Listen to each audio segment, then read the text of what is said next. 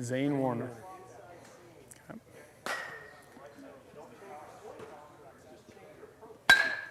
All right, so start with your stance. You always start with your stance. Good wide base, athletic position.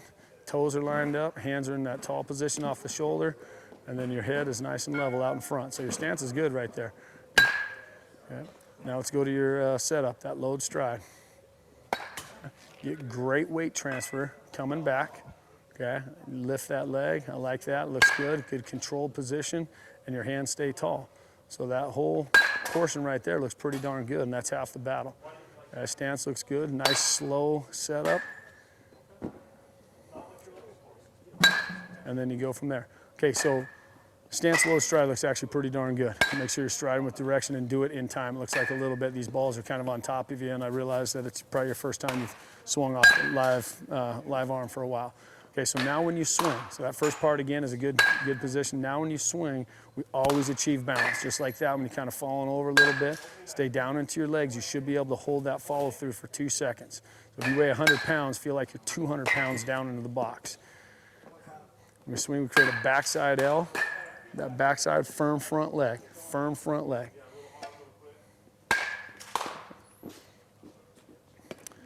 The swing looks pretty darn good. And then when you decide to swing, stay tall on that backside, just like that last one. You come underneath it just a touch. Again, I'd be an advocate of telling you to just swing down, especially your first 5 or 6 times in that cage, and try and just ingrain that downhill swing. That was a great stroke right there. I was straight downhill with those hands. You just get a little bit, that knob starts to come upward just a little bit like that, and then you get underneath balls. Last one, coacher. Okay, good. Okay, come here for a second. It's actually pretty darn good. Okay, so a couple things with that. Your stance, load stride is awesome. It's in control. It looks like you have direction. Now we can't really see direction here, but just be always aware of it. Keep those hands tall in the back. Then from there, you have some balance problems once in a while, and it's probably because you're really trying to swing.